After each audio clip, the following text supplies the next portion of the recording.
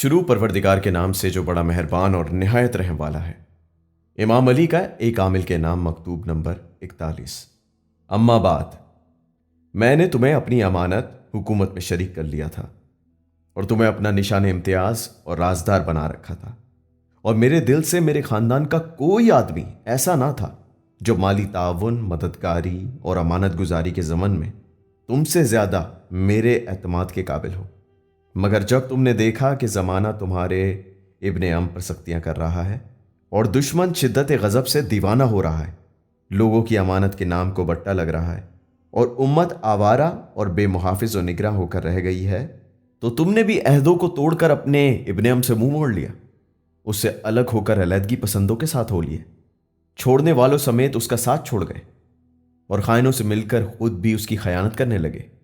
چنانچہ نہ تم نے اپنے ابن ام سے مالی تعاون کیا، نہ امانت گزاری سے کام لیا۔ معلوم ہوتا ہے کہ جہاد سے تمہاری غرض خدا کی خوشنودی حاصل کرنا نہ تھی، اور گویا خدا کی طرف سے تمہارے پاس کوئی روشن دلیل ہی نہ تھی، اور یوں لگتا ہے کہ تم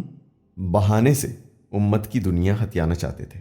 اور لوگوں کی سادگی سے فائدہ اٹھا کر ان کے مال فے پر ڈاکہ ڈالنا چاہتے تھے۔ چنانچہ جب تمہیں امت کی زیادہ سے زیادہ خیانت کرنے کا موقع ہاتھ آ گیا تو تم نے فوری حملہ کر دیا اور دفتن شکار پر کود پڑے، اور جو مال انہوں نے بیواؤں اور یتیموں کے لیے محفوظ کر رکھا تھا اس پر ہاتھ ڈال کر یوں چک لیا جیسے پرتیلا بھیڑیا کمزور زخمی بکری کو چک لے جاتا ہے۔ پھر وہی مال حجاز بھیج دیا، اس طرح کہ اسے بھیج کر تم پھولے نہ سمائے، مگر اس کے چھیننے کے گناہ کا احساس تک نہ کیا۔ ارے تمہارے دشمن کا ستیہ ناس، گویا تم نے اسے ماں باپ کی میراث سمجھ کر ہاتھوں ہاتھ اپنے عزیزوں تک پہنچا دیا۔ سبحان اللہ! کیا قیامت پر ایمان نہیں رہا؟ اور کیا کوڑی کوڑی کا حساب دینے سے بے خوف ہو گئے ہو؟ سنو اے کل تک ہمارے ہاں دانش مند میں شمار ہونے والے، آج کھانا پینا تمہارے گلے سے کیوں کر اترتا ہوگا، جبکہ تمہیں یقین ہے حرام کھا رہے ہو اور حرام ہی پی رہے ہو، اور تم کنیزیں خریدتے ہو اور عورتیں بیاتے ہو، مگر کس مال سے؟ یتیموں، مسکینوں، مومنوں اور مجاہدوں کے مال سے، جو بطور غنیمت ان کا خداداد حق تھا،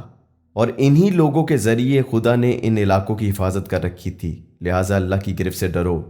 اور ان لوگوں کو ان کے مال واپس کر دو۔ لیکن یاد رکھو، اگر یہ کام نہ کیا اور میرے ہتھے چڑھ گئے تو میں تمہاری خبر لینے میں خدا کے ہاں حق بجانب ہوں گا اور اپنی اسی تلوار سے تمہارے ٹکڑے کر دوں گا، جس کا ہاتھ جسے بھی رسید کیا واصل جہنم ہو گیا۔ خدا کی قسم، جو حرکت تم نے کی ہے اگر حسن اور حسین سے بھی سرزد ہو جاتی تو میں انہیں کوئی خصوصی رعایت نہ دیتا، اور وہ دونوں کسی طرح بھی میرے ہاتھ سے بچنا چاہتے تو کامیاب نہ ہوتے، جب تک میں ان سے حق وصول نہ کر لیتا اور ان کے ظلم سے پیدا ہونے والے باطل کا ازالہ نہ کر دیتا۔ اور میں اللہ رب العالمین کی قسم کھا کر کہتا ہوں کہ مجھے اس بات کی کوئی خوشی نہیں، ان لوگوں کا جو مال و متاع تم نے چھین لیا ہے اسے میراث بنا کر وارثوں کے لیے چھوڑ جانا میرے لیے حلال ہو تو ذرا کی ذرا ٹھہر جاؤ، گویا تمہاری عمر کی کشتی کنارے آ لگی ہے اور تم مٹی کے نیچے دفن کر دیے گئے ہو، اور تمہارے اعمال اس مقام پر تمہارے سامنے لائے گئے ہیں جہاں ہر ظالم حسرت سے آوازیں دے گا اور ہر ضیاءکار رجت کی تمنا کرے گا، مگر اب گریز کا وقت کہاں۔